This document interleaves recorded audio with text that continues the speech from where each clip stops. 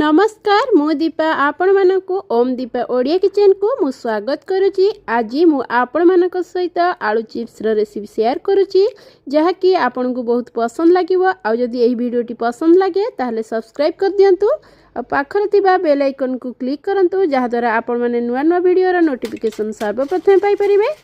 एबे चलंतु हमर एही रेसिपी स्टार्ट करिबा। आलू चिप्स को बनैबा पई हमर एठी ना काटिबार ना सुखैबार टेंशन अछि। देखंतु प्रथमे मु एठी 3टी आलू नेछि। सही आलू रो सब चोपा को छड़ेई देछि आउ सेथिरे 2 ग्लास पानी ऐड करी एहाकू कवर करी 2टी हुइसिल दे दबा। आलू को एठी हम बॉयल कला परे देखंतु मु आलू को काढी की एही बाउल रे दे दउछि आउ एहाकू गोटे मासर साहाय्य मु आधा आधा चकड़ी नउछि। आलू को एठी फाळे फाळे चकड़ीला परे आलू एठी हल्का हमर ठंडा हो जाइछि। एबे मु एही ग्राइंडर गिना रे एही सब आलू को देई दउछि आ एथिरे अल्प टिके पानी ऐड करी आमे एहार पूरा भल्लो भाबरे गोटे चिकन पेस्ट बनै नबा। देखंतु आलू को एही परी मु ग्राइंड कर नेछि। एबे सेथिरे गोटे गिना चाउल गुंड को ऐड कर दउछि आ एबे मु सेथिरे हाफ गिना कॉर्नफ्लोर को दे दउछि आ स्वाद अनुसार एठी आमे लूण को ऐड कर दबा। आउ एहा को सब देला परे एबे आलू रे भलो भाबरे मिक्स करि नबा। आउ एठी आलू रो बैटर को जमारु पतला करिवेनी। आउ जदी भी पतला हे जाई थाए ताहले पोणी चाउल गुंड को पछरे ऐड करि परिबे। आउ एही डो को पूरा एम्ति अटा चकला परी पूरा चकड़ी नबा। देखंतु हमर एठी डो केते भलो भाबरे प्रस्तुत हे जाईची। एही परी आलू आउ चाउल गुंड को आपण माने चकड़ी नेबे। देखंतु एठी मु रुटी कला परी गोटे गुळा को नेची आउ सही गुळा रे अल्प टिके मैदा ऐड करी एहा को पूरा रुटी शेप रो बेली नबा। बेलिला परे एठी देखंतु गोटे बोतल रो कैप सहाय्य रे मु एम्ति सर्कल साइज रो सब बनै नउची।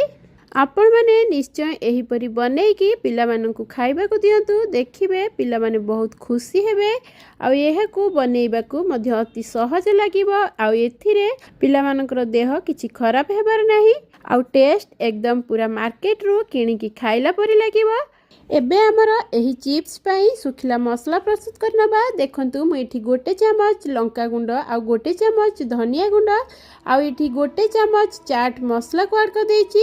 गोटे चमच रोस्टेड जीरा को ऐड कर देछि आ शेष रे मु एथिरे गोटे चमच जलजीरा मसला को ऐड कर आ एहा को भलो भाबरे मिक्स करी मु एबे साइड कर दउछि। एही सब चिप्स को छाणिबे पई मु एठी तेल गरम कर नेछि। सही तेल रे सब चिप्स को ऐड कर दउछि। एठी आउ गोटे टिप्स मने रखंतु चिप्स जेतेबेले कटिंग करिवे सेतेबेले गोटे कंटा चामच सहाय्य रे सब होल कर नेबे नहले एठी चिप्स सब फुली की पूरा पूरी आकार हे जिवो जमारो भी क्रिस्पी बा कुडमुडिया हेबो नाही। देखंतु एठी चिप्स रो एही दुई पट को लेउटे की आमे भलो भाबे फ्राई करि नबा आ एहा को हमर पूरा गोल्डन ब्राउन कलर हेबा पर्यंत आमे एहा को फ्राई करिबा। एबे हमर एठी चिप्स फ्राई होला परे मु एहा को गोटे जाली सहाय्य रे सब बाहर कर दउची। आ एही साउंड रो जानि पारुथिबे एठी चिप्स हमर केते कुडमुडिया बा क्रिस्पी बनिची। आ एठी किछि बाकी रहि जाइतिबा एही सब चिप्स को मु एबे पूणी तेल रे ऐड करी पूरा भलो भाबरे सब फ्राई करी एबे मु एहा को गोटे प्लेट को बाहर कर दउची। एठी एही चिप्स को मु गोटे प्लेट रे बाहर कला परे सेथिरे करी की रखितिबा एही गुंड मसला को ऐड कर दउची। आ एही गुंड मसला देला परे एबे मु एहा को सब भलो भाबरे मिक्स कर दउची। आ एही चिप्स बहुत कुडमुडिया आ मध्य क्रिस्पी बनिची। आपण माने थरे एही परी ट्राई करंतु आ केमती लागिला मते कमेंट रे मतामत जणांतु।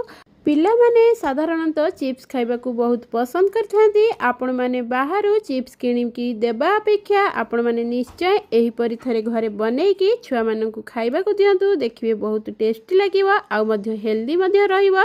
जदि आपण मानन को एही रेसिपी पसंद लागे ताहले प्लीज लाइक शेयर सब्सक्राइब करिबा को जमा भी भूलंतु नै आ पाखरे थिबा बेल आइकन को क्लिक करंतु जहा द्वारा आपण माने नुवा नुवा वीडियो रो नोटिफिकेशन सर्वप्रथम पाई परिबे।